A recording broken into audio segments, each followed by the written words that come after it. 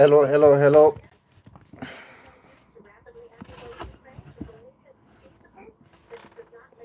Guys, give me a minute.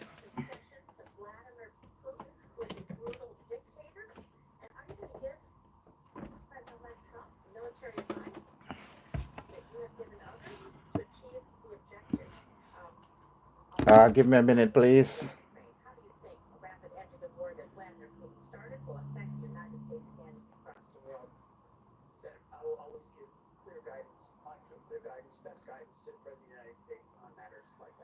Let people join in. Thank you very much. Thank you. When people join in, we can start today's live program.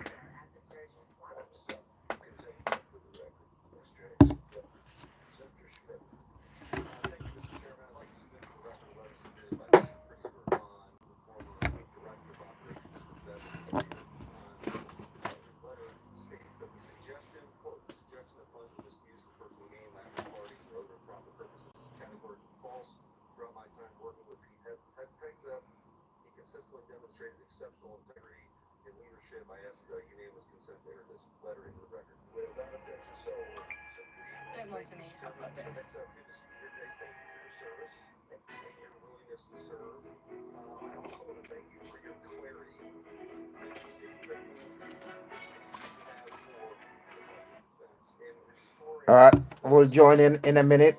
So give us a second.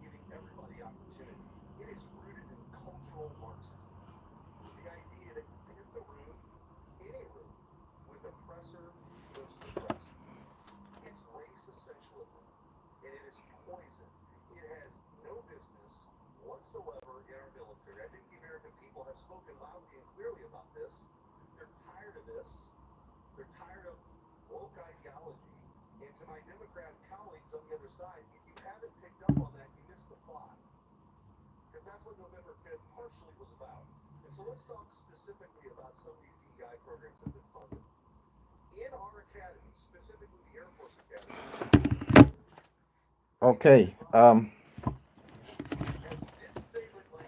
Let me set up the other platform.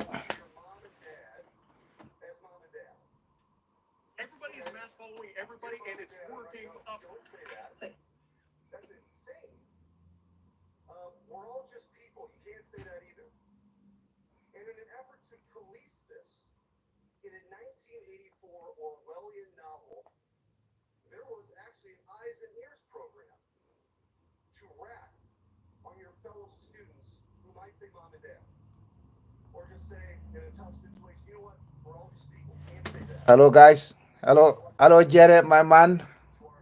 Thank you very much for tuning in. I will start shortly, just giving people a little bit of time to join in. Um, just give people a little bit. Share the link, please. Invite people to join in. Time to basically take Gambia away from Adama Barrow. All right. And we can't do it if the message is not filtering down to the average person on Gambian soil, all the way to the countryside. Everybody, our grandmas, our grandpas, they should all be involved in this fight to uh, basically save the Gambia. That's what it is. Saving the Gambia is where we are now. All right. And it's really is becoming an issue.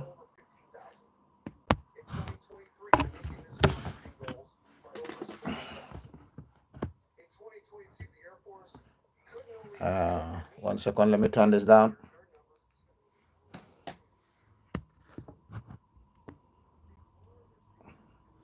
Okay, so today we're going to discuss a few things that are affecting the Republic of the Gambia. Many things, actually. Many things under Adama Barrow.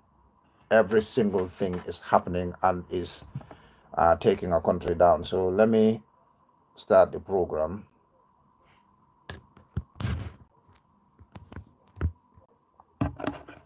Okay, I'll do this.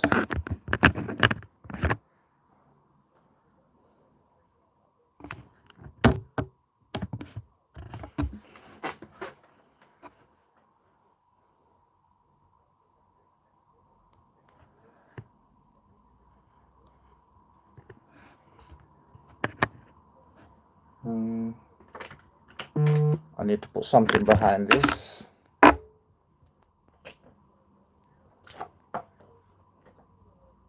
so that people can see the program properly.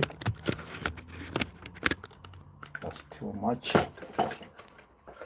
This is probably better. Okay, let's start. So today, effectively, the program today is about many things that are happening in the Gambia, many things that are affecting Gambian people. I'm sorry I'm late by 13 minutes. I was having issues with switching my YouTube live program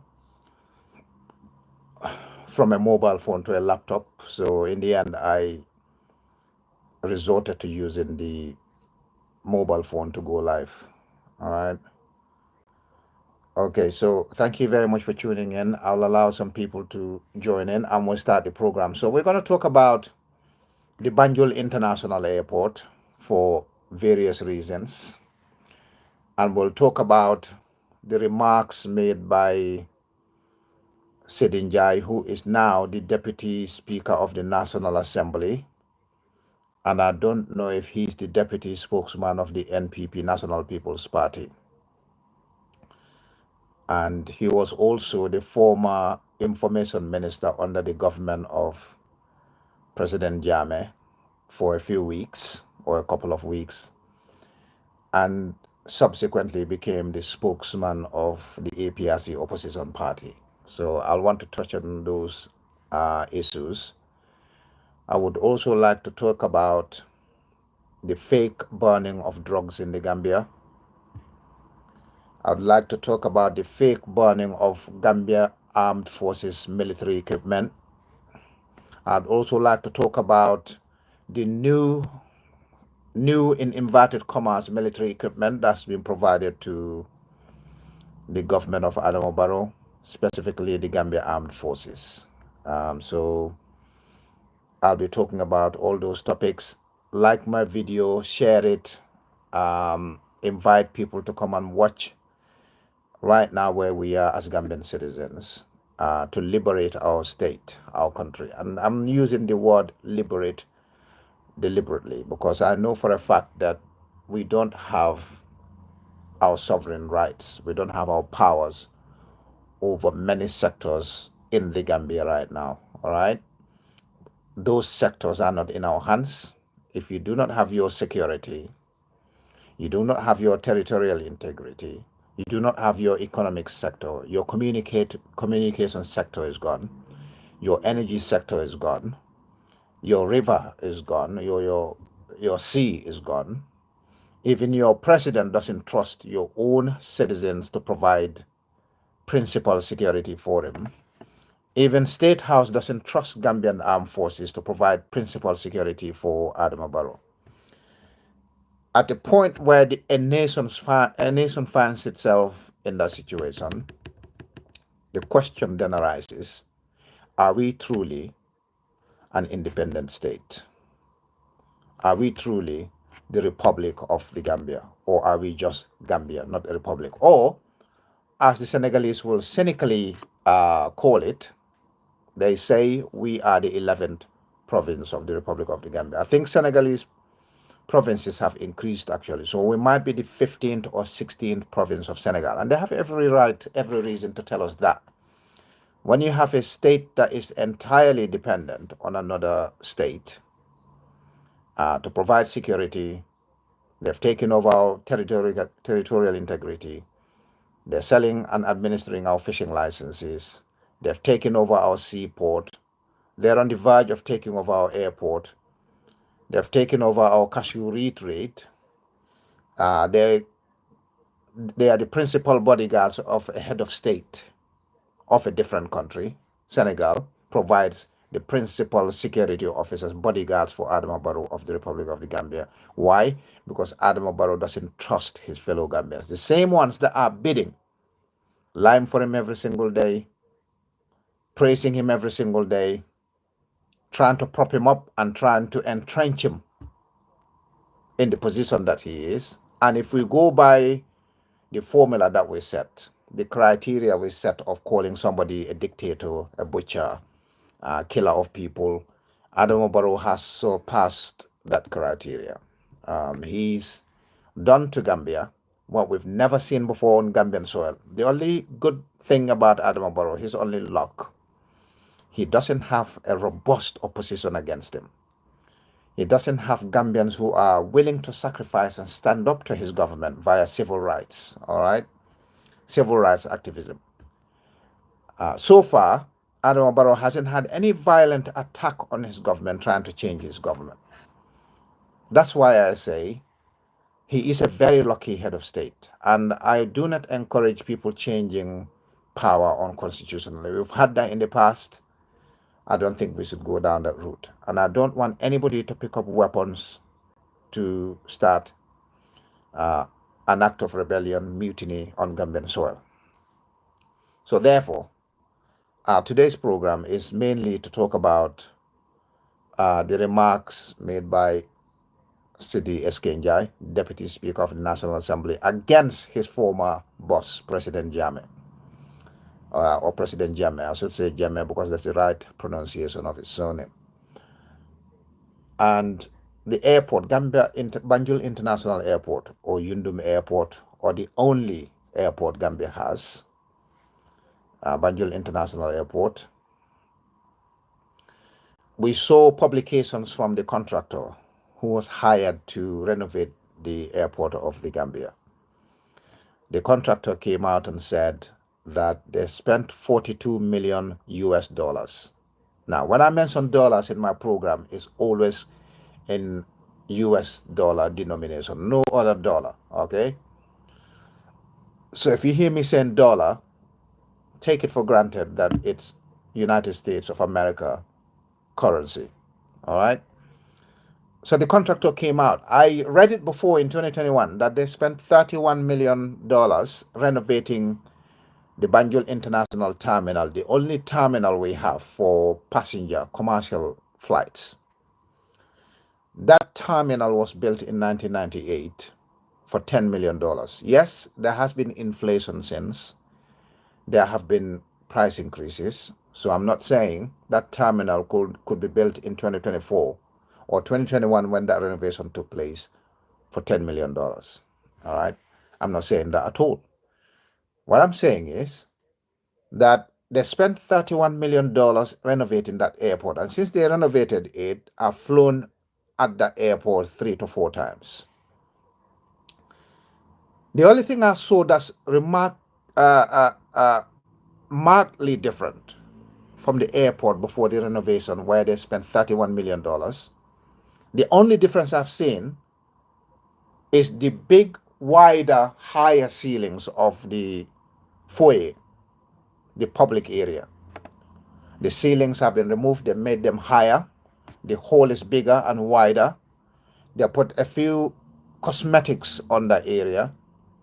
And they rearranged the arrival terminal where passengers go through by putting a few more stalls there as opposed to a couple of stalls.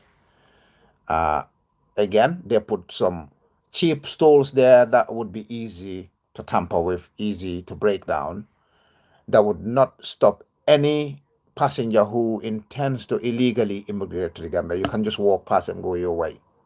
All right. But by Gambian standards, that's what we know, that's what we have. Now, according to the contractor, they spent $31 million renovating the airport, the infrastructure itself, strengthening it, modernizing it, and they spent another 10.5 million, 31.5 million renovating, then another 10.5 million on the VIP lounge at the airport. And when you go to the airport now, you cannot tell where the 31 million US dollars went. You look everywhere. The toilets are broken often. toilets are not in good condition. They're broken most of the time. The air conditioning or air ventilation system is broken mostly, or not mostly. Uh, it's broken often. And there are issues that occur at the airport: seats breaking, power cuts, conveyor belts not working. Lots of things that happen that, at least if the airport was renovated in 2021, as they said, and they spent 31.5 million US dollars on upgrading the infrastructure. We expect the airport, if you're upgrading infrastructure in a hot tropical country like the Gambia, air conditioning is a must. If you're renovating a structure, public infrastructure in the Gambia, where some degree of waiting or some degree of working is involved, and some degree of running machinery, electronic ones, timed machinery, having a standby generator is a must. If you're having guests coming from temperate weather, traveling to the Gambia, having adequate air conditioning in the arrival lounges is a must. Having conveyor belts running so that people can collect their baggage is a must. Yet all of these things that are listed weren't catered for when the airport was being renovated. And I know they already budgeted these things, but they didn't end up procuring quality material or procuring a standby generator for the airport. And you know what? I've always known that they didn't have a standby generator because they had power cuts before. Like last year and the year before, the airport had similar power cuts recently, and they didn't have to power anything. They couldn't power anything at the airport. Now, what made it worse in 2024 is the fact that two airlines tried to land in the Gambia but couldn't land. They put the passengers in a very precarious situation.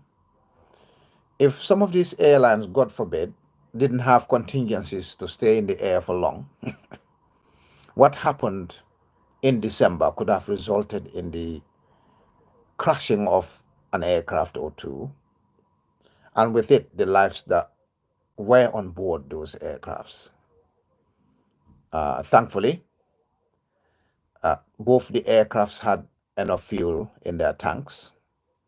Both aircraft attempted to land about 2-3 times, couldn't land. And thankfully, again, one of the airports in Senegal had landing slots available to receive emergency detours or rerouting aircraft.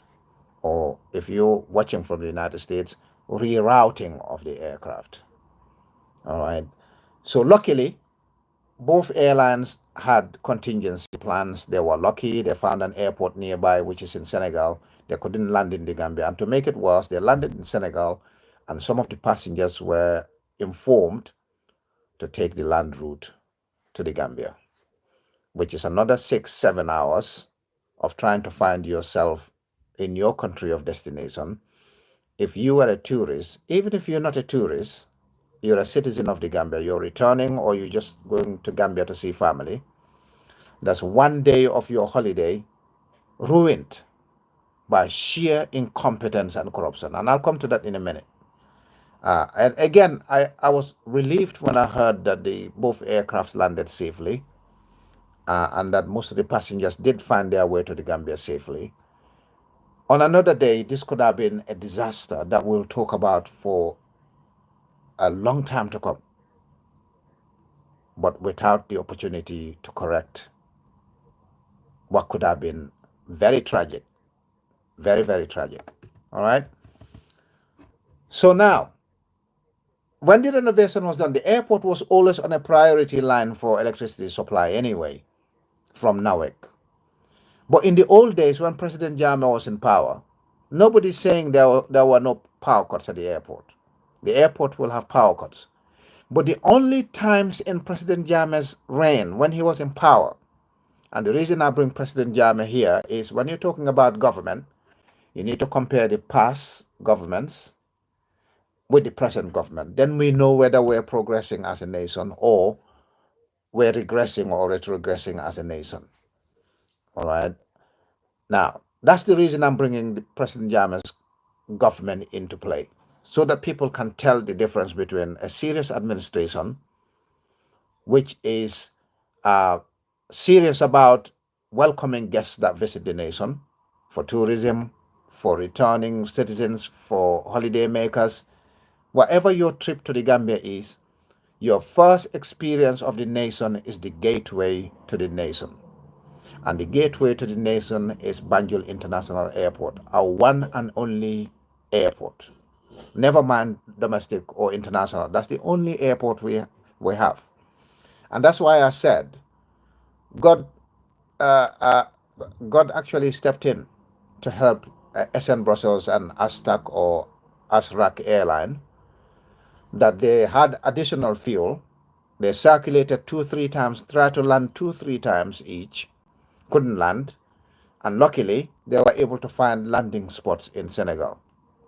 On another day, it could have been a disaster. But under President Jammeh, as I tried to compare, flights were turned away from Banjul International Airport. Not because there was a power cut at Banjul International Airport and the flights couldn't land. Because if there's no signals at the airport, the flights are not going to be able to land. All right? The flight needs signals. Every single light you see at an airport near the runway is very important for the pilots. That's what tells them where the runway starts, where it ends. What's the direction of landing, and what's the direction of takeoff. So it tells them every single thing about signaling for the pilots up there, and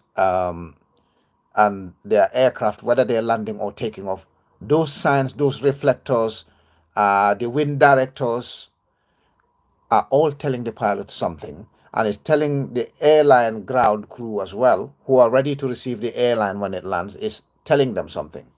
Without electricity supply, those signals will not operate. That's why it was dangerous to attempt landing on a dark, desolate runway like the runway of the Gambia was in December 2024. Under President Jammeh, flights were turned away because President Jammeh will not accept deportation of Gambians without prior consent from his government. Like the United States government been doing to the government of Adama Barrow, like the EU's been doing to the government of Adama Barrow. They send our citizens back to the Gambia without informing the government, and they send them back to the Gambia with their hands and legs chained to the airline seats.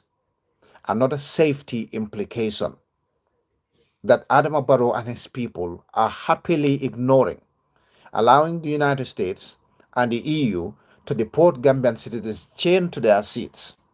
Let's suppose there is an emergency in an aircraft, like it happened in Azerbaijan, where an aircraft crashed, but several people survived. All right. And then the crew, who had the keys and everything else, didn't survive the crash, like it happened in Azerbaijan. The crew died. The pilot and his crew died because they were at the front. The people who were sitting in the middle and the rear of aircraft survived. And these people are trapped on their seats, chained to their seats. Ladies and gentlemen, our own brothers and sisters, Adama Barrow's government is allowing these airlines who are deporting Gambians from the United States, Gambians from Germany, to be chained to their seats. If there is an emergency and the crew who are supposed to unchain them, tragically, God forbid, died in the crash or in an emergency, how are our brothers going to free themselves from the chains on their seats to be able to leg it, to be able to flee the aircraft immediately, like it happened in Azerbaijan? Is it Azerbaijan where the flight crash, or is it? Oh, anyway, there were about 4, 5 crashes, airline crashes in December. One of them had Russian citizens and Azerbaijani citizens. All right. I think, did it crash in Kazakhstan? Something like that. I can't remember exactly where it crashed, but almost 2/3 of the passengers or half the passengers survived. Let's suppose those passengers, God forbid, I'm not saying this should happen to Gambia. Let's suppose that happened, and our citizens, our brothers and sisters, are chained to the chairs, and the crew died. The crew had the keys, or security had the keys to those chains. and the airline could blow up any minute. What is the government of Adam Barrow going to tell the world and Gambian citizens? They're only going to do one thing, which the government of Adam Barrow is skilled at doing, lying to people blatantly in broad daylight. Initially, they said to us, oh, the former minister of I think he's the director of GCC or GIA, said, oh, we renovated the airport for $14 million. Then the contractor came out and said, no, you're lying. We renovated the airport for 31 million US dollars. And then they came out, oh, recently they said actually it was $31.5 million for the infrastructure and another $10.5 million for the VIP lounge alone. The government of Adam Barrow, inconsistent. And in that money, the 42 million US dollars was supposed to be purchase of a brand new standby generator of a capacity that will run the entire airport, the passengers' commercial flights end, and the control tower. And we all know what happened to our poor sister who was trapped in an elevator at the control tower. When electricity went, she fainted, she was taken to hospital. I'm hoping she's recovered now and gone home to her family. Where was the standby generator that was at the airport to start with anyway? And that generator, standby generator, that was supposed to be the airport, that was budgeted in that 31.5 million. Where's the money that was supposed to purchase that generator? Last week or the week before, the GIA, Gambia International Airlines, or Gambia Civil Aviation Authority, were rushing to buy a new generator very quickly because of the incident that happened. But that generator was budgeted for before, 42 million US dollars, knowing fully well that we don't have stable electricity supply. We do not have reliable electricity supply, contrary to what the president of the Gambia said, His Excellency Adama Barrow. He stood before Gambian citizens and said, oh, now we've got so much electricity.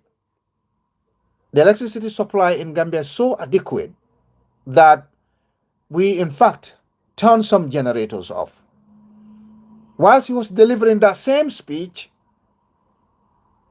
he suffered a power cut on stage. Then he turned around to his people and said, oh, is that a power cut? And they said, his aide said, yep, that's a power cut, Your Excellency. Basically, his lies were debunked right in his face. And that didn't happen once for Adama Barrow. It's happened many times before.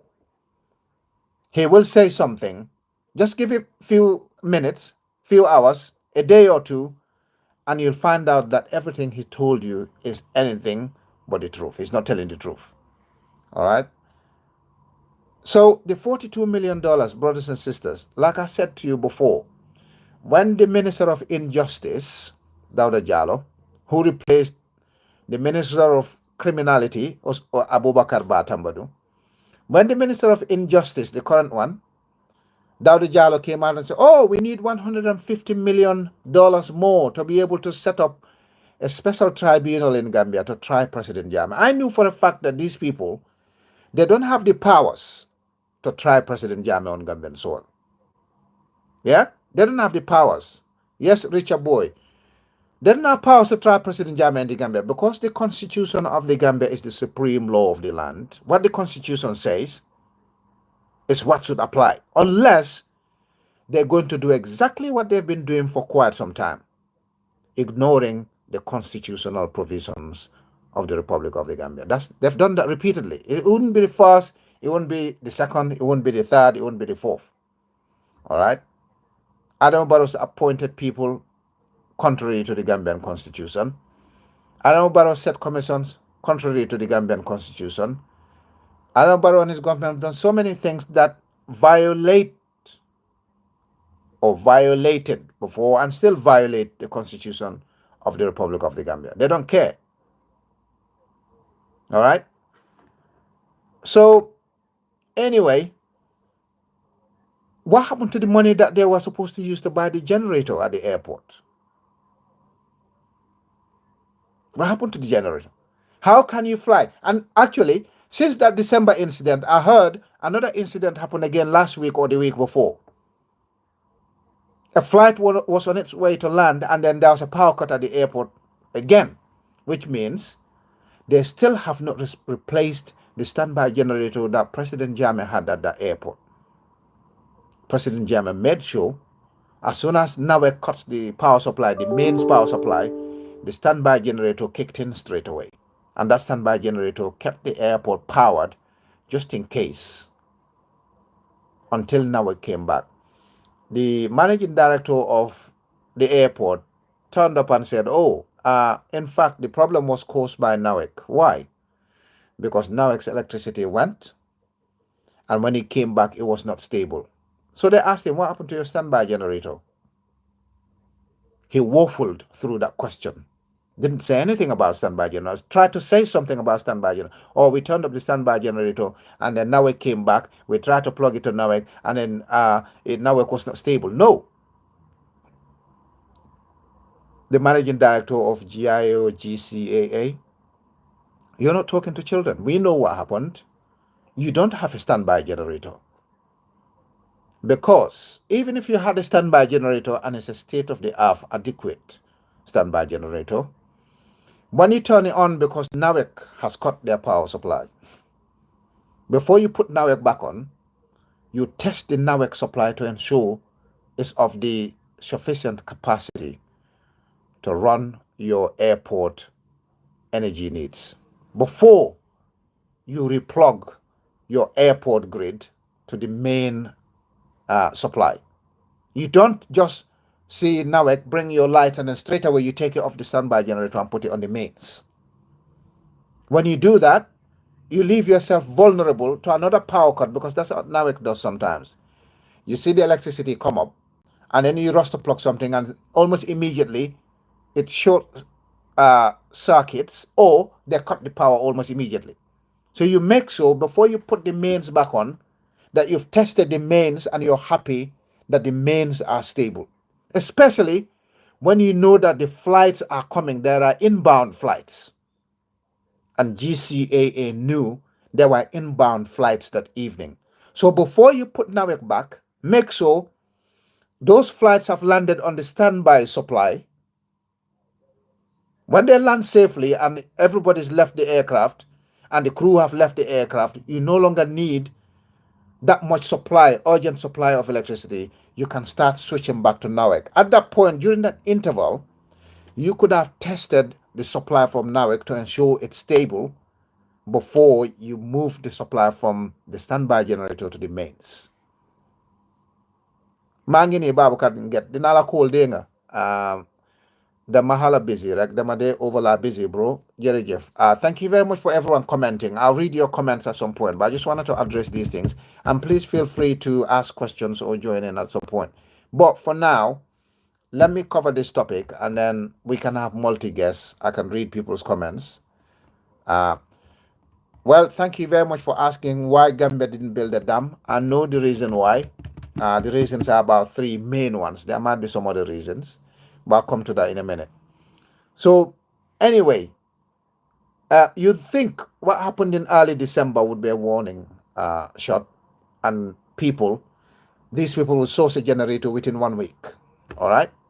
Because if you have a generator that's adequate, it can be transported by flight in the cargo section.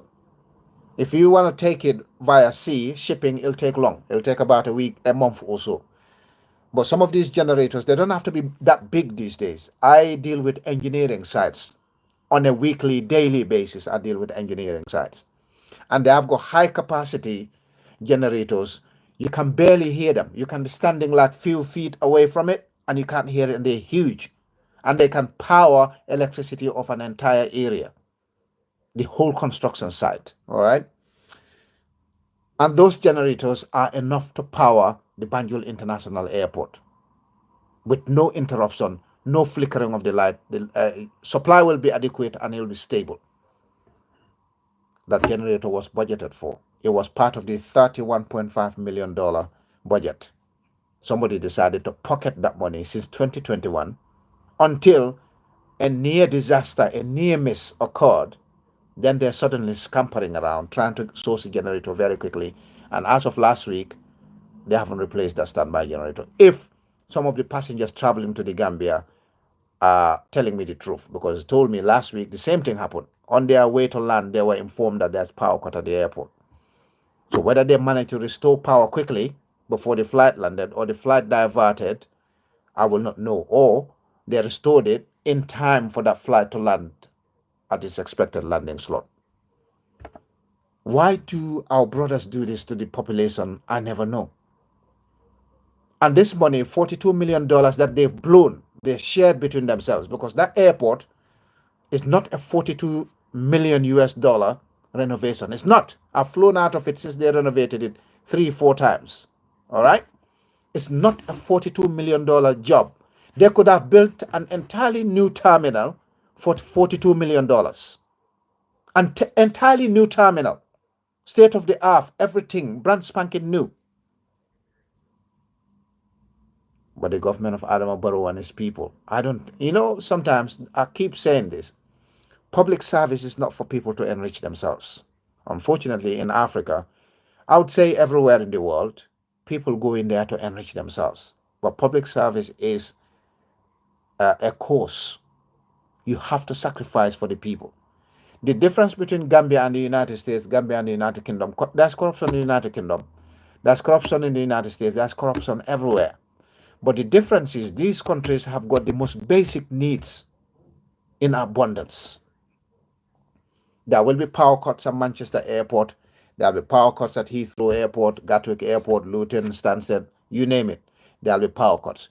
But usually in these parts of the world, power cut only occurs when there is bad weather, a storm or flood or something of that nature, or a vehicle has rammed a power grid or power supply point, and the line that supplies that airport was affected because of an accident. Something unusual has to happen for the airport in Manchester, Newcastle, Bristol, anywhere in the United Kingdom to suffer power cuts. Something has to happen. It's not because power cut is usual anyway. It's not because there's no standby generator. It's not because the people are incompetent. No. Something has to happen that leads to that people can understand. An accident is an accident. Weather conditions are weather conditions. It could get so hot in the Gambia the cables melt. That can happen. It can get so hot in the United Kingdom the cables freeze. It can happen. We can understand that. What's happening in the Gambia is not caused by bad weather. It's not caused by the heat. It's not caused by any of those uncontrollable factors. It is caused by a group of individuals who basically will go and apply for loans at the right amount for a project. But when the project comes, they apply for loans for an A grade project. When they secure the funds for the A grade project, they'll then take the funds and deliver C or Z grade project. The bulk of the money goes into their pockets. They share it between themselves. It's like a chain.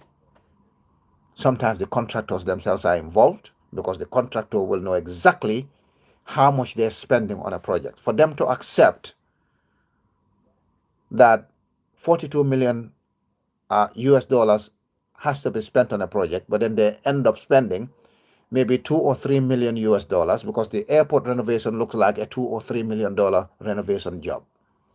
Banjul International Airport. That's not a 42 million US dollar renovation. It's not. We all know. On top of that, people like me, several others, several 100,000 others who visit the Gambia pay $20 when they land and they pay $20 when they depart Banjul International Airport. We all saw the scandal of how Gambia government didn't benefit that money, but a few individuals took those $20. So every time you travel to Gambia on a return trip, you're paying $40. Every year, that terminal, once the renovation was complete, the terminal was supposed to handle about 400,000 passengers a year. 400,000 passengers a year. About 2/3 of them are returning passengers. because many people who travel to the Gambia live outside of the Gambia. Many people travel in and out of the airport, do return trips. They're not going to Gambia on a one-way trip. So I would say two-thirds of that 400,000 pay $20 to land, $20 to leave, $40 each. So you multiply $40. Let's say out of that 400,000, only 200,000 people did return trips, just for the sake of maths, for the sake of argument. Let's just take a figure, just any figure. 200,000 passengers a year. You multiply that by 40 $40 each. You're talking about 8 million easy dollars. And that's a conservative figure, moderate. 8 million just for people to land and go, people to land and leave. There's nothing special happening when you land at that airport and departing from the airport. And your airport taxes are already included on your airline ticket. So what we're doing, we paying double in terms of airport taxes. We're paying the airlines our airport taxes, which the Gambia government benefits from. And then we also paying the airport another $40 tax. Something that shouldn't happen. And it's not based on any law. But again, Gambian people are so docile, so obedient, they're not good at starting collective action against injustice like what's happening at the airport, paying $20 to land, paying $20 to leave. We are not good at taking class action against injustice. We only moan, we only talk about it. When we plan to go and do something that will benefit everybody, you get some people standing up and putting roadblocks in the way of activism. Yet, what we're trying to do is for the benefit of every single person. Sorry, I got a call coming in. People calling me, man.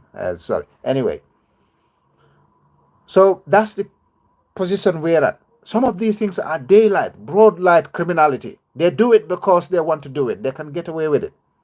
Who's going to do anything about it? The Minister of Health said he lost $148 million. And Gambian currency is very strong. It's one of the strongest currencies on African soil when it by exchange rate to the pound. I'm good, Kaka. Thank you very much. So anyway, the Minister of Health said, "Oh, I lost $148 million. Dollars, sorry." He's still serving. And then we saw again they took another 10 million. Somebody Kande guy in the Ministry of Health, 10 million gone missing. He's still serving. Demba Sabali, the Minister of Agriculture, cost the Gambian taxpayer via incompetence. The Food and Agricultural Organization withdrew their 200 million grant that was supposed to go to the Gambian farmers, Agricultural Ministry. But because of incompetence, we lost $200 million. The Independent Electoral Commission, $300 million. Gambia Ports Authority, 400 million. GRA loads. Gambia Petroleum, 2 billion.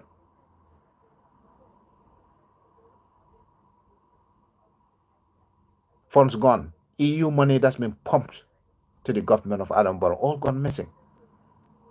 I can name so many financial scandals that happened under Adam Barrow from now until tomorrow, and I'll not finish the list. I'm just talking about the ones that are fresh in people's minds.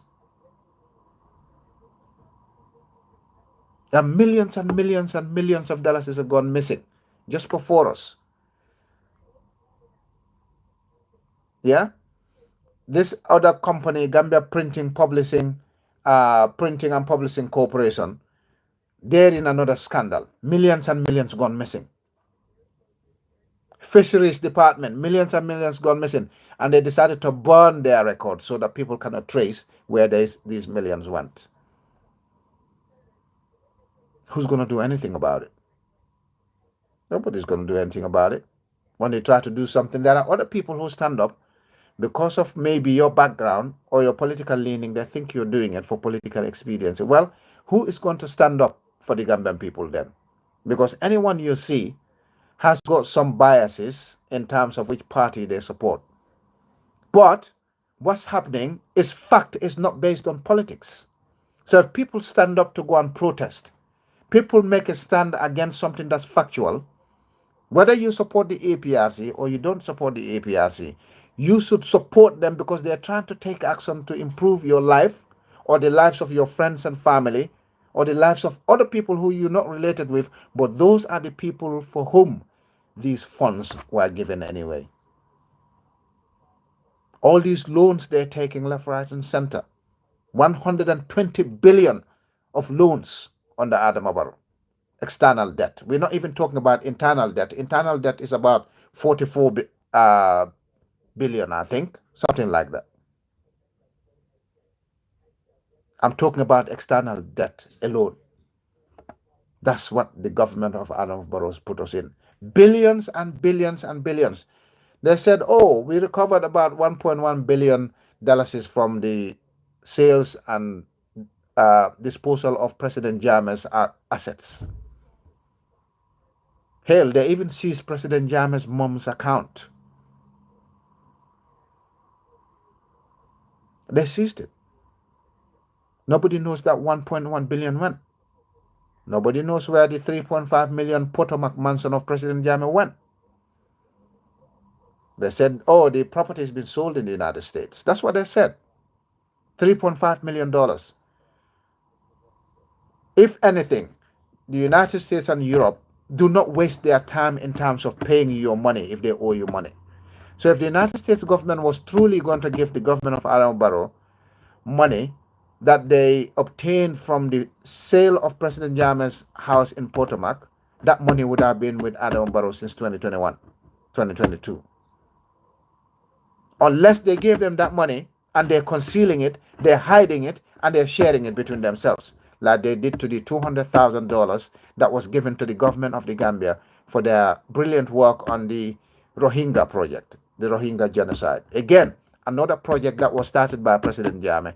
They came and benefited from it. Instead of putting the $200,000 in the public funds, they shared it between themselves. They said they did the work.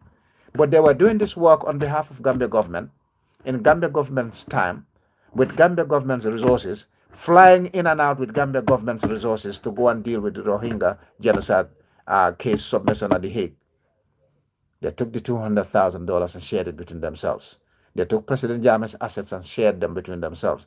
They took 375 million EU money, 375 million euros that the EU gave them between 2017 and 2020. They blew that money too between themselves. The EU said in 2 years of Adama Barrow's existence, he was given more money in 2 years than the entire 22 years of President Jammeh. 375 million EU money gone missing. You know where that 375 million euros came from? They offered it to President Jammeh. They offered him the $150 million first, euros first. President Jammeh sat down and negotiated with them. They said, I will give you 150 million euros to assist the Gambia in various sectors. When President Jammeh's government looked at the contract that the European Union had with them, they found out, oh, so in this deal, you're going to include the deportation of Gambians in Europe, the undocumented migrants in Europe. Most of them traveled via the back way to go to Italy, to go to Germany, to go to Greece, to go to other countries in Europe. In that deal was concealed the deportation of our Gambian youth. So President Jammeh looked at the deal and said to the EU, no. And in that deal too, they were forcing the same-sex relationships in that deal, 150 million euros. President Jammeh looked at the deal and said, no, my government is not going to sign up to that deal because of XYZ. President Jammeh walked away from 150 million euros to protect all these Gambian youth that are today talking in Italy, talking in Germany, talking in France, talking in many countries who travel the back way and other routes to Europe. He walked away from 150 million euro, the initial payment. The European Commission was going to give him 150 million, then another 75 million, then the remainder of the 50 to 75 million. President Jammeh walked away from it because President Jammeh had the interest of the Gambian youth in the diaspora, because he knew that a large chunk of Gambia government's foreign exchange is derived from the Gambian citizens living abroad, living and working abroad.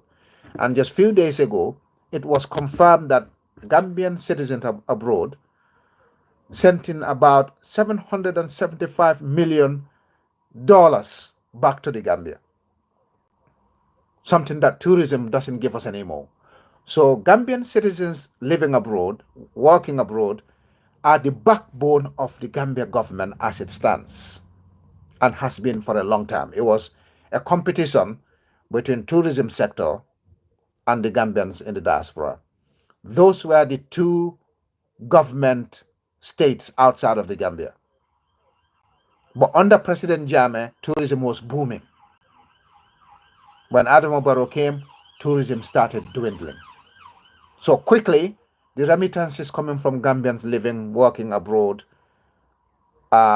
superseded, overtook the foreign exchange that we were getting from tourism. All right. So this is what's going on. Gambian people need to wake up. These people are doing it deliberately. They know none of us is going to get up. Yeah. Sorry, guys. I don't know what happened there. I had a glitch. They know none of us is going to get up and go and protest. They know that they're doing it deliberately. Aaron Barrow and his people know that Gambian people are not going to get up and go and do something about it. We're going to talk about it. We're going to say it. But when people like us get up and talk and say, oh, he's sitting in the diaspora, I shouldn't be talking.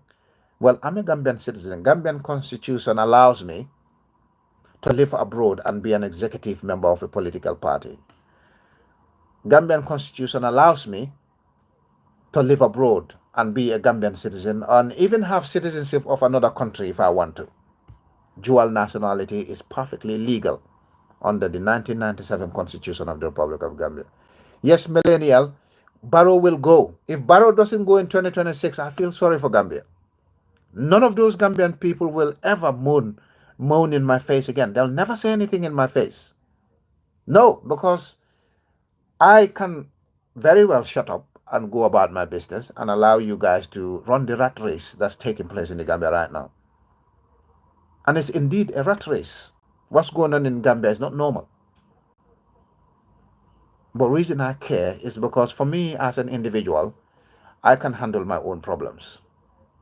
I'm not saying I'm indestructible, but for anything to stress me to the point where I'll come close to losing my sanity, it's very difficult. All right? And that's not because I'm here. When I was in the Gambia, I was the same. I got strong will. I don't take nonsense. Even if I'm going to lose my position or lose money, I don't take nonsense from anyone. I'm flexible, easy to work with, easy going. As long as you're focused and you want to make something meaningful, yeah, game on. I'm your man. I'm your colleague. I'm your partner.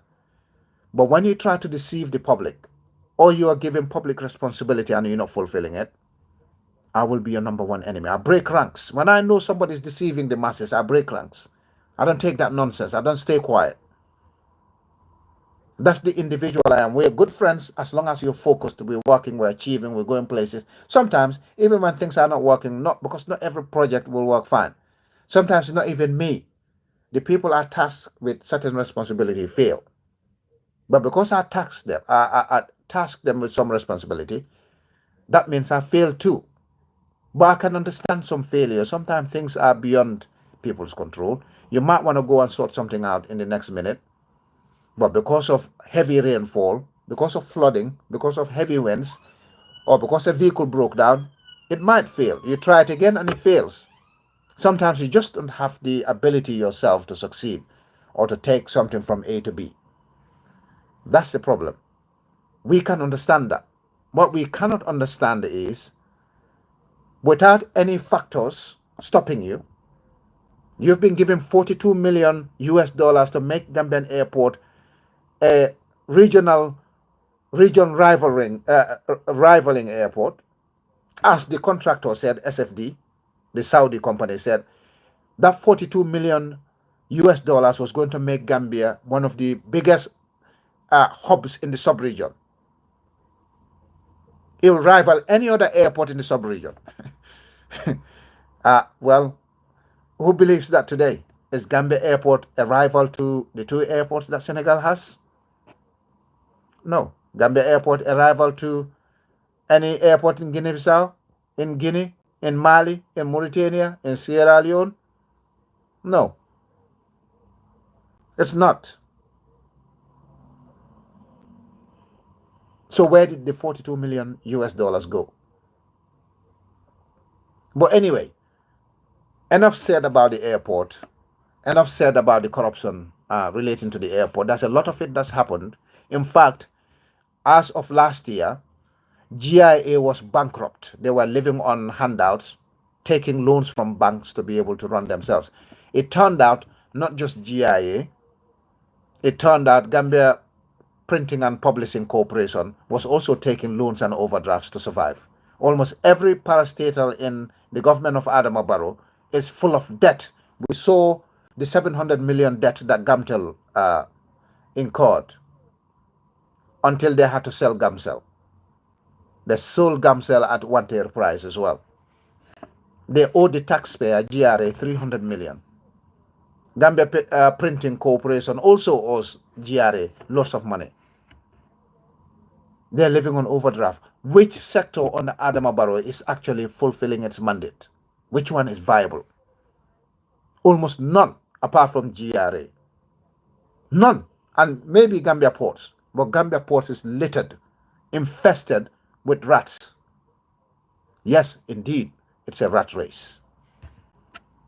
No sector on Adama Barrow is blossoming. You can't look at any of it and think, oh, this sector is actually performing. The police are failing. They're going on the fake burning of drugs. And when they get found out, they said, oh, nobody should be prosecuted for the fake burning of drugs. It turned out they peddled those drugs themselves. So the police, the Drug Law Enforcement Agency are now the biggest Al Capones in town. No wonder they can never apprehend anybody. No wonder we cannot comprehend anything that's going on in our streets today, including our own households now. Yes, and my brother Omzi, Gamcell is being sold. We don't have our independent telecommunication system anymore. It's actually dependent on Senegal. We depend on Senegal for our energy needs. We depend on Senegal for our telecommunication needs. Senegal is administering our sea. Senegal is administering our security. Senegal is now, I'll come to that in a minute, potentially drilling our oil as well, because they set their oil rig next to the border where our own oil wells are. All right? It absolutely annoys. I can sit here, the stuff I know about the government of Adama Barrow, if I sit at a commission when Adama Barrow leaves as the lead counsel or the chairperson, Adama Barrow will not see daylight for a very long time. A very long time. The problem is, when I ask for these confidential documents to be transmitted to me, then it becomes difficult for my sources. Because in many cases in the Gambia, it's one person or two people responsible for something. So if it's given out, like the IEC, like the Gambia Petroleum, our energy ministry, people will suspect that XYZ gave it to Lamin Tamba. Yes, our national stadium, that's dead. They spent about 400 and something million renovating the Grandma. Yes, they said 400 million at that stadium. And all they did was paint it red, white, blue, white, green. And when CAF came, look, it's endless. It's absolutely mind-boggling. At some point, sometimes I sit down and think, maybe I grew up in the wrong side of the Gambia, because I wasn't like this when I grew up in Gambia. And I left Gambia when I was 21. 21 going to 22. So it's not like I grew up on foreign land. No. I was a fully grown man when I left Gambia. I knew many things in the Gambia at that time. So sometimes I think I must have grown up in a different culture or a different country, because my disposition, my standing on many things is totally different. And I was like this. United Kingdom didn't change me that much. What United Kingdom gave me was better ways of doing things, more education. I got 3 postgraduate degrees right now. I've got many specialist certificates relating to my job and relating to uh, uh, law, but I didn't change my culture. The negative parts of my culture are ditched, the positive parts are still upheld. I take the negatives from United Kingdom, the positives from United Kingdom, positives from the Gambia, and merge them. That doesn't mean I'm perfect. I'm not perfect at all. But today, I am in public administration with a budget bigger than many Gambian departmental budgets, and I'm on foreign land. Not born here, not bred here. Don't look like somebody who was born and bred here. And I've got this huge responsibility. That's the reason why I have it. So that is not just because of knowledge, it's culture. I was grounded before I left Gambia to understand that public service is sacrifice. It's not for you to enrich yourself within a short space of time. Yes, if you become president, eventually there are lucrative stuff, like I said before in the program, with Smileback Gambia, I think. I said, if you look at President Jammeh's salary, throughout his tenure and his allowances alone that are paid to him by Gambia government, he couldn't have amassed that much money. But as a president, there are other benefits that come with it that don't necessarily mean they said, oh, President Jammeh, here's 10,000 US dollars for doing a good job, for Gambia doing a good job. No. President Jammeh could have been my age mate, peer. I'm giving an example. And then I'm wealthy now. And I said to him, oh, President Jammeh, thank you very much for the job you're doing to the Gambia. I'll give you $2 million for your pocket money. That's his money. That's not gratuity, by the way. Gratuity is where Gambia has done a job, or President Jammeh has gone out to do a job for Rohingya, or Sierra Leone, or Ivory Coast, or Senegal, or Guinea-Bissau, where he unilaterally, or in concert with others, brought peace, restored peace in those nations. And they said, oh, President Jammeh, thank you very much for restoring peace in Sierra Leone. He has $10 million for you. That money is for the Gambia. That's gratuity. You need to declare it. You need to put it in the consolidated fund.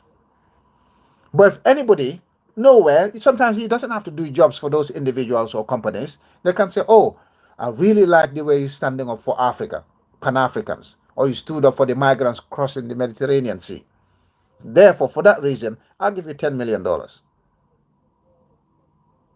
Yeah? So President Jammeh could have had money from that. Again, sometimes people underestimate the money people can make from our agriculture. All right?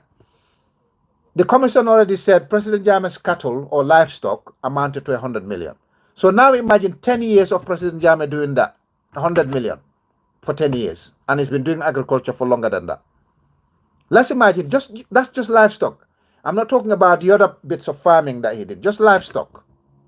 All right, let's base it livestock. 10 years of livestock, 100 million, that's $1 billion. If you change that $1 billion to dollars, that's about what? $8 million? 7 point something million dollars? He could have bought that Potomac mansion in Maryland from clean cash. Who knows? I'm not justifying anything President Jammeh did or didn't do. I'm just giving you examples. But we go back to Gambia now, and I think, hang on, why are these people like this? Even if you're going to be corrupt, at least the most basic things, like I said before, in the United Kingdom, United States, Germany, France, they have the basics in place. They are corrupt as well. That's why they come to Africa killing us and destabilizing us so that they can get more. They're corrupt as well. I know that there's corruption in the United Kingdom. There were COVID inquiries about supply of safety equipment during coronavirus. We know how that money went. But they have the basics in place. They have a decent national health service. They have stable and reliable electricity supply. They have good roads. They have many other facilities for the public. If you want to go and sit an open park, you go to a park, there'll be a bench, there'll be fresh air, there'll be greenery. They're watering the grass, they're looking after, they're cutting the grass. You go to the hospital, you get seen. If you're on medication, it's free. Unless you're earning a certain amount, then it's not free. Machinery, MRI scanners, CT scanners, they can do biopsies, they can do lots of things in a short space of time, very quickly. All right? Many things are there for the public. Public infrastructure, public services are top notch. We don't have that. At least, even if you're going to steal money from that 42 million to renovate the airport, spend some of it buying a generator. Go and buy a generator because you know that electricity in the Gambia is not adequate and is not stable. Even if a mentally incapacitated person was listening to Adam Barrow saying, we've got adequate electricity supply to the point of turning the generators off, those people will be laughing at Adam Barrow. They know he wasn't telling the truth. Yes, so everywhere you turn, every sector is rotting to the core. It's our own brothers and sisters diverting stuff that was supposed to improve. And Adam Barrow took over the mantle of leadership with a lot of goodwill. A lot of goodwill. I'm not even going to count how many companies went to the Gambia to invest. But because of corruption and kickbacks, if you don't give them kickbacks, they don't approve your investment in the Gambia. They don't do that anymore. All right? Unlike President Jammeh, who will give you a plot of land, give you paperwork to expedite your investment. Under Adam Barrow, if you don't give him or his officials kickbacks, your project never establishes in the Gambia. The Americans have complained about it. The Europeans have complained about it. The Americans said the contract bidding under Adam Barrow was fraudulent, corrupt. His government is very corrupt. The EU said similar stuff. President Jammeh walked away from 150 million euros to protect Gambians in Europe. Sacrificed that money. In fact, his government took travel advice, official travel restrictions on Jammeh government's officials traveling to Europe. They reduced their visa privileges because President Jammeh refused to sign up to the deportation of Gambian citizens and same-sex relationships. Adam Barrow and his people came hungry, angry, greedy. They jumped on everything that was given to them. They swallowed it. Like a big, fat, juicy worm on that hook. They swallowed the hook. Now, Adam Barrow and his government are in conflict with the EU consistently.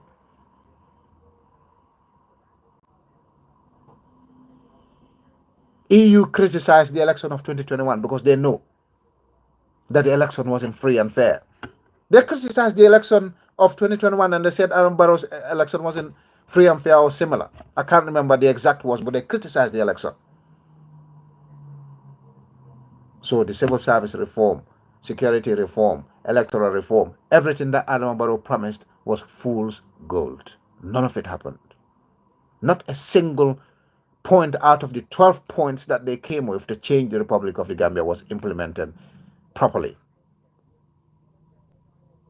Corruption everywhere. But then I heard one of Adam Barrow's own stalwarts, Seedy Njie, Seedy SK Njie, he calls himself. Just in case Seedy Njie was another person, let's add the SK in between.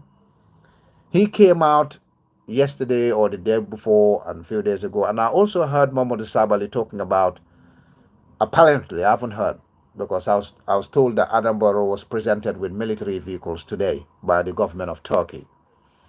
And I'll talk about that briefly, and then I'll end this program. So Seedy Njie came out and said, basically, he didn't know how to defend the draft constitution of 2024 that they presented to Parliament. In that draft constitution of 2024, which was supposed to be the draft constitution of 2020, the government of Adama Barrow went and changed a lot of things that didn't favor Adama Barrow in the draft of 2020. And they added a lot of lucrative terms for Adama Barrow and the judges of the Gambia. Again, the elite of the Gambia robbing the poor people. So the draft constitution is coming back to Parliament. One of the standout sections of it is how much lucrative deals Adama Barrow is going to get when he leaves power, even though he is going to be one of the worst presidents in Gambia's history. If we're ever going to go and get a president like Adama Barrow again, in his current guise, I mean, Adama Barrow can still wake up. We might still have a miracle. He'll wake up the next day as a different person. It might happen. I think that is highly unlikely. But That man, if we're going to get another head of state remotely close to what Adama Barrow is, I'd rather we sold Gambia and shared the money. All right.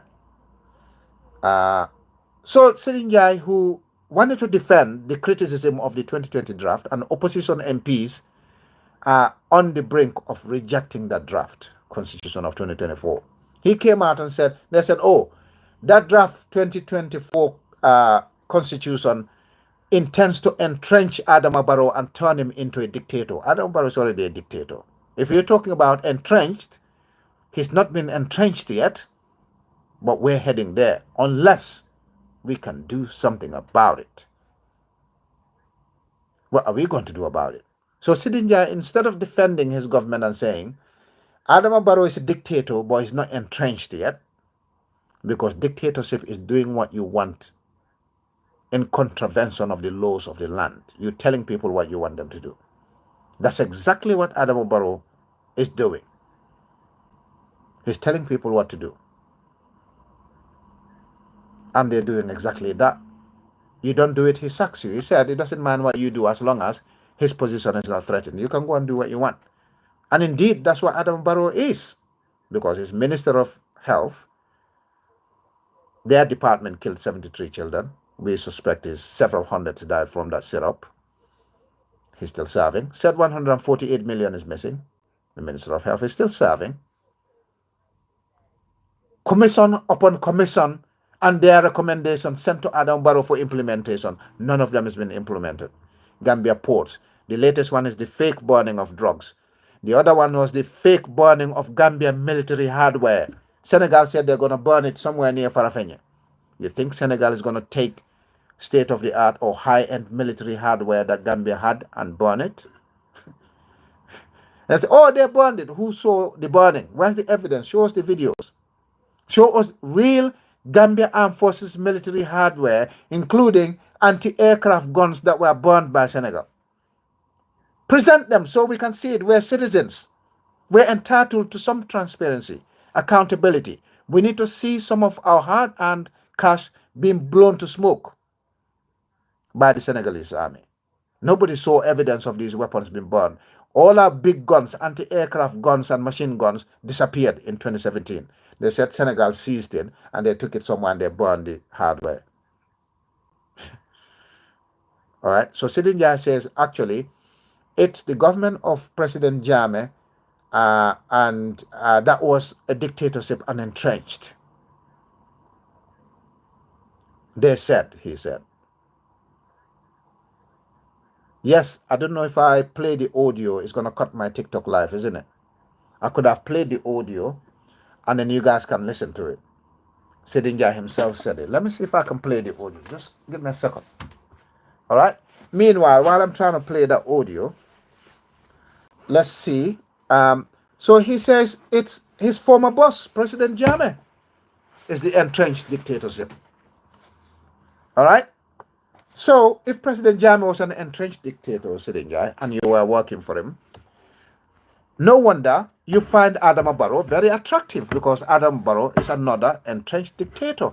Probably worse, because the one thing President Jammeh didn't do is sell our sovereignty.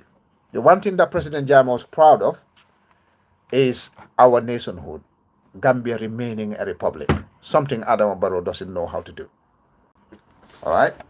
And today, they went and presented another batch of military equipment from Turkey, because Turkey gave them 2 military vehicles in the past. Yeah.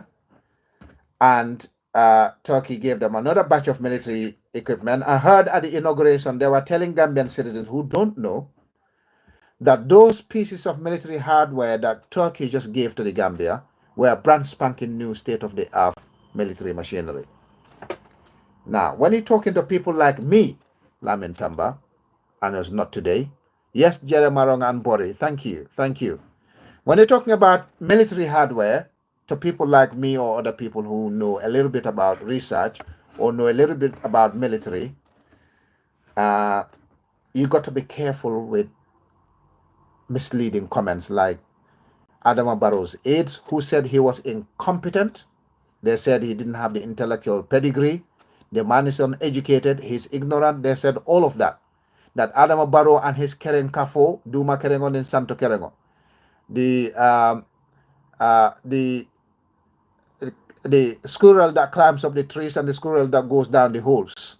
They said Adama Barrow's government was a squirrel kingdom. Yeah, they steal the nuts from the poor Gambian people, sick, poor, underprivileged Gambian people. That's what the government of Adama Barrow is doing, stealing from the poor. People are dying from their incompetence and corruption on a single, on a daily basis, and there's no end to it. We can't see any end in sight. Okay, let me see if I can find Seedy Njie's audio. I don't know if I have it. Give me a second. Let me see if I can find it.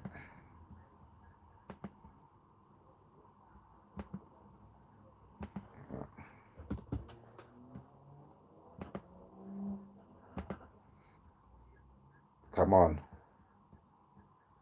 Give me something.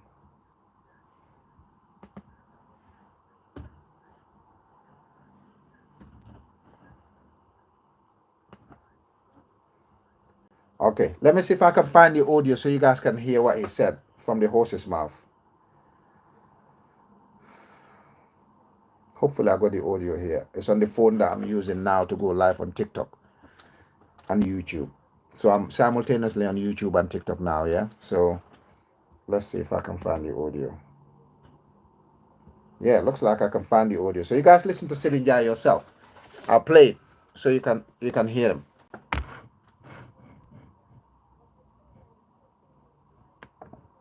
The governing National People's Party formally opened the secretariat in Churchillstown of its budding students' wing with a view to strengthening the connection between the party and its student membership. The Deputy Speaker, Seedy Njie, who's a founder member of the NPP, addressed the young people gathered at the event. Rohi Samba reports.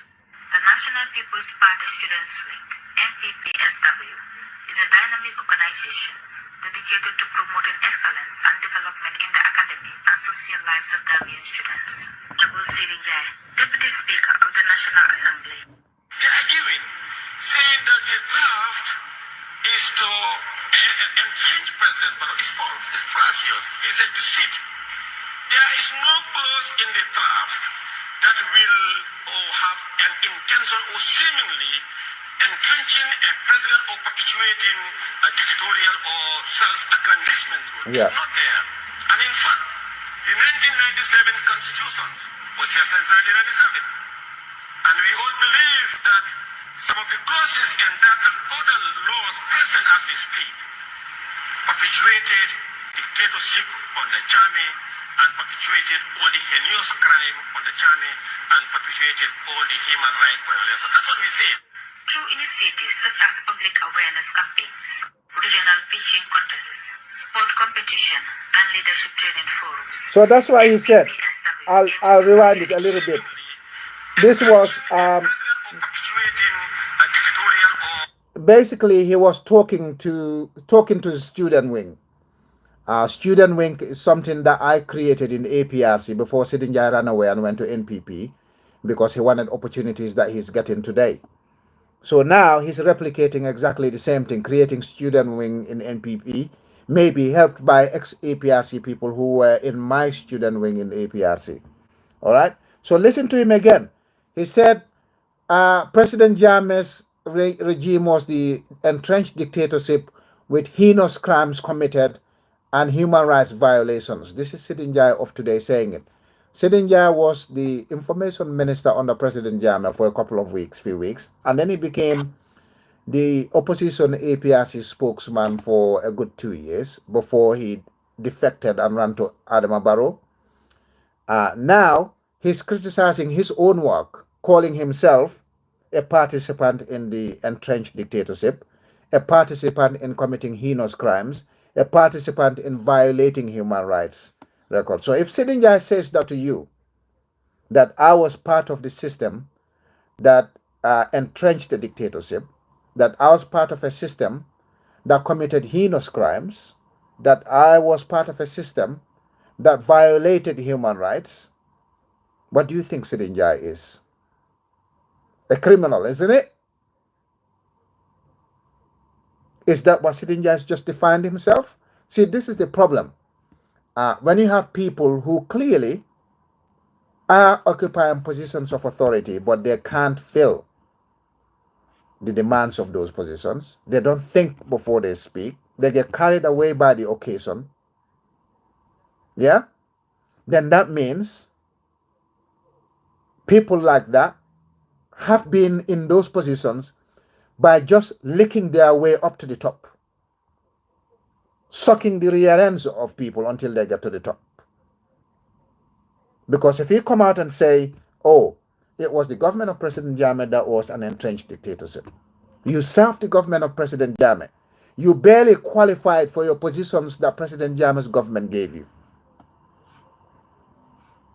Yes, at TRRC, some of these crimes people confess to them. Is it President Jammeh that committed the crimes? No. Nobody accused him of participating in them, but people accused him of being in the pre-planning. Some people said he implemented the recommendations of the panel. Some people said he didn't. So Seedy Njie, in the government of President Jammeh that entrenched the dictatorship, your close friends, President Seedy Njie, were part of the people who were campaigning to turn President Jammeh into a king. Seedy Njie, you and your colleagues were the people working with President Jammeh. Did you participate with a few other praise singers, unqualified people who worked in President Jammeh's government, to entrench him? Yes, according to you, Seedy Njie, you were part of the participants because you occupied positions of authority under President Jammeh. So therefore, you're part of the people who entrenched the dictatorship. That doesn't mean President Jammeh did. You people were the ones coming up with ideas of perpetuating his rule. Whether you call it a dictatorship, you're saying that, Seedy Njie. Secondly, you said the government committed heinous crimes. Well, you were part of the people who worked for the government, Seedy Njie, so you were part and parcel, aiding and abetting, in concert with others, committed those heinous crimes, Seedy Njie. One begins to wonder whether he's actually got first-hand knowledge of those crimes and he's opened the door for the Gambia police force to arrest him and ask him whether he's got solid information regarding the heinous crimes committed by the government of Adama Barrow. Yet another NPP person coming out and confessing to criminality following Mbemba Drame's act. Mbemba Drame came out here and said he was part of 7 people who rigged the 2021 presidential election. So Seedy Njie has come out here and said, I was part of the people who committed heinous crimes and violated human rights. Because he was part of the system. He may not have committed it in person, but it was part of the system, which, if we go by TRRC, those who bear the greater responsibility, the information minister was part of it, and he was part of the student parliament or whatever he was before impasse 2016. So therefore, what Mr. Njie, Seedy SK Njie just said, that he was part of the criminality that took place when President Jammeh was in power. And now he's part of the same criminality that saw the killing of 73 children under Adama Barrow, the same criminality that's entrenching Adama Barrow's dictatorship, because Adama Barrow said he's only coming to power for 3 years. After 3 years, he's going to hand over power to somebody and he will not contest in the immediate election after his 3-year resignation. Adama Barrow didn't resign. He entrenched himself. He said, I'm going to ignore the coalition agreement of 3 years. When the 5 years came, Adama Barrow entrenched himself again by rigging the election and staying in power against the wishes of Gambian citizens. And Adama Barrow, despite abject failure, despite blatant corruption, conspicuous criminalities that's taking place under Adama Barrow's government, in Adama Barrow's government, which includes Seedy Njie himself, with parliament and their parks that are being given to them. They're taking fuel coupons. They've been paid travel allowances. They've been paid sitting allowances even when they're not sitting. The guy is part of the criminality that's taking place again. NPP party that had nothing before 2020 is now buying 100 vehicles for a presidential campaign. The same NPP party that is overseeing stratospheric corruption in our country like nothing we've seen before. So Seedy Njie says he was part of the past criminality, and again now he's part of the current criminality. He's part of the government that's committing all those criminal acts. Look at National Assembly. They're taking benefits that they're not entitled to. They're taking 2 travel allowances. If you got travel coupons, you don't take travel allowance payment. You can't have it both ways. Some of them are taking sitting allowance payments. They're not sitting in parliament. Some of them are taking travel allowance. They didn't travel. Under Seedy Njie's watch, he's the Deputy Speaker of the National Assembly. He is a prominent person in the MPP, and MPP is committing the biggest crimes on Gambian soil. They can't even hold a Congress, and they're the incumbents. And allegedly, the Chairman Clinic or health center that was supposed to be established by the Diaspora Club, the NPP is part of the people who scuppered the facilitation of medical services for the poor, dying, sick people of Chairman in Nyanija. Rumor is that Seedy Njie himself was part of the people who scuppered that deal. I don't know if it's true. That's a rumor. But what is true is the government of Adama Barrow put roadblocks and stopped a health center being erected in Chairman for the benefit of the poor Gambian citizens. Sick and poor Gambian citizens. That's what the government of Seedy Njie is doing. I will play his audio again so you guys know that I'm not making this. Well, most of the people who follow me in Gambian politics know that I don't make things up anyway. All right? But from the horse's mouth, I'll replay the audio so you can hear it for yourselves. That Seedy Njie was part of entrenching a dictatorship in the past, was part of the people who committed heinous crimes, was part of the people who violated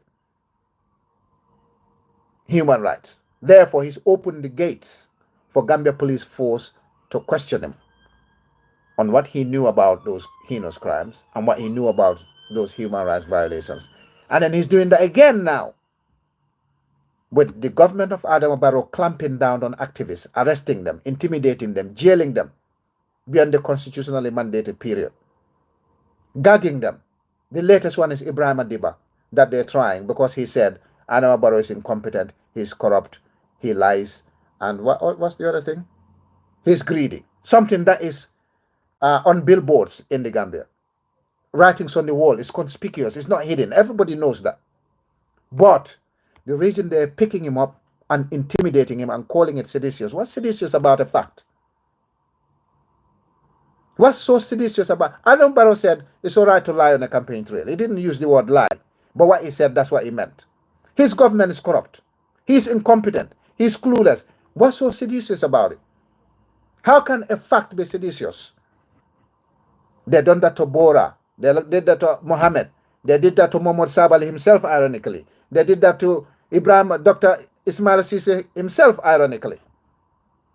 They did that to Seedy Njie himself, Fabakary Tombong Jatta, Rambo Jatta, several others in the opposition were rounded up, taken for questioning, detained for a few hours or few days. Entrenching the Adama Barrow dictatorship, Seedy Njie is part of it. But Seedy Njie just confessed that he was in a government that he called a dictatorship, entrenched dictator under President Jammeh, which committed heinous crimes and violated human rights. Therefore, if he's a confessed speaker before the students, I'm surprised any of those students sat in there and listened to him. You're setting a student union. Students are going to be leaders of tomorrow. They're supposed to have some integrity. They're supposed to have some nationhood in them. They're supposed to have some patriotism in them. But you're saying to the same students, speaking before them, that you were in fact not a Democrat, and you are in fact not a Democrat now. You want one, you are not one. You are part of entrenching a dictatorship, committing heinous crimes and violating rights, and you're doing the same thing now. So which of those NPP student union or student branch, student wing, is going to listen to somebody who didn't display any iota of integrity? No patriotism, no national interest above personal interest. Is that what we're trying to teach Gambian students? Seedy Njie. My question is that what you're trying to teach your new student wing? That never mind about your nation, don't care anything about your nation. What's more important is how much you can aggrandize yourself, how much you can enrich yourself, how much you can entrench a dictatorship for political expediency or for personal gain or both. Let's play this one last time and then I'll wrap this show. Self-aggrandizement rule is not there. And in fact, the 1997 Constitution was here since 1997. And we all believe that some of the clauses in that and other laws present as we speak perpetuated dictatorship on the journey and perpetuated all the heinous crime on the journey and perpetuated all the human rights violations. That's what we say. Through initiatives such as Okay, public so awareness that's what of Seedy Njie said. regional All right, fishing contests. he was this reporter is from Coffee Time reporter who went to the launching of the student wing, which is a copycat. But anyway, the reporter went to the launching of NPP student wing. And like Mbemba Drama, Seedy Njie came out and said, well, I'm a criminal. Yes, I was part of the administration that committed heinous crimes.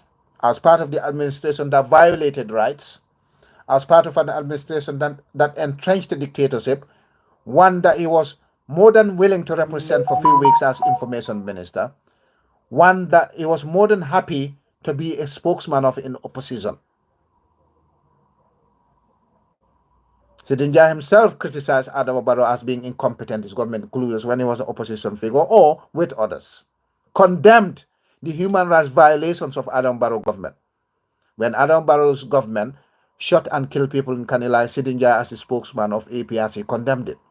When Adama Barrow's government shot and killed people in Faraba, Seedy Njie as the APRC spokesman, or maybe that was the time that he was leaving APRC, condemned it. Now he's gone and joined the government of Adama Barrow. The same thing with Mohamed Sabali, the same thing with Ismail Assisi. They're all gone and joined. Their political right, no problems. But when you say something that is factual, and then you're rowing it back, or you're swallowing your own vomit, people can then sit down and point fingers at you and think, you are not an honest person. You got no integrity. You're not looking at national interest. You're only looking for what you can get out of your nation, not what you can give to your nation. So Mohamed Sabali never made a speech like that about his former administration. He is respectful to his previous administration. Ismail Assisi, with all his problems, was objective about Jammeh and said the good things, said the bad things. But Seedy Njie just turned up now and told people, I was part of the people who committed heinous crimes. I was part of the people who violated rights. But now I'm part of the same people who violated the Coalition 2016 agreement. And part of the people who made Adama Barrow violate the terms that he agreed with his coalition partners. I'm part of the people who participated in the rigging of the 2021 presidential election.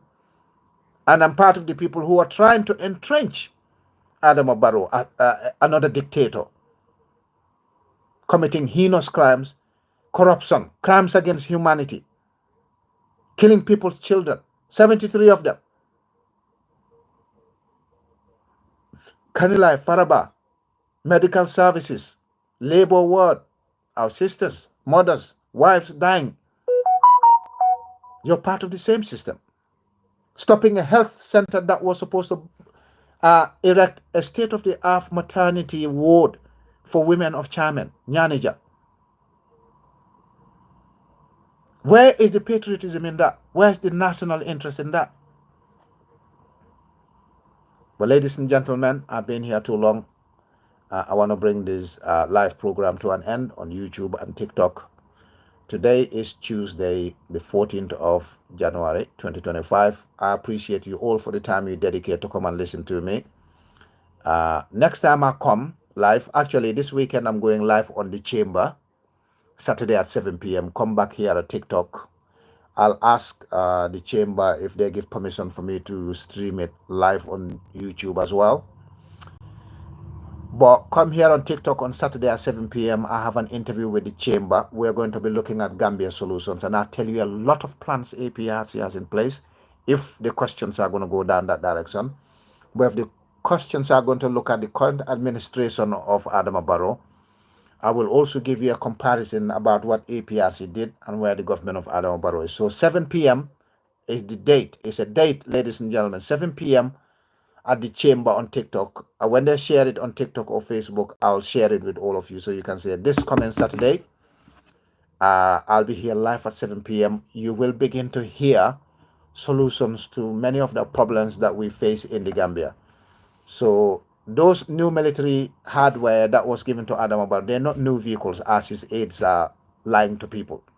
They're saying to people they're state-of-the-art machinery. No, those are Autocar Cobra 1, built in 1997. They're old. They're still in military service, but they're not new. They were built between 1997 to 2013. That's when they stopped building them. The Turkish government built them. They're called Autocar Cobra 1. So they brought the Cobra 1 and gave it to Gambia. Turkey itself and many other countries that upgrade their military are using Cobra 2. Cobra 2 is more robust. The armor is better. It's newer. And it's got more tech in it. The one they just gave to the government of Adama Barrow today is not brand new. That vehicle came out in 1997. They're probably that old anyway. But as they say in our local languages, if the mother is not there, the grandma can suckle. So if you cannot have mother's titty, for whatever reason, if the grandma is there, you take it. So the grandma has been given to Gambia by the government of Turkey. So go and look up Autocar Cobra 1. Those are the ones that the government of Turkey is giving us. They are old vehicles, very old vehicles. They're not new. But because we don't have anything better, anything is better than nothing. So we can stick with the grandma for now. The latest ones is Autocar Cobra 2. Gambia government doesn't have that. Turkey hasn't given that to Gambia government. All right. So we had very good military equipment before 2017.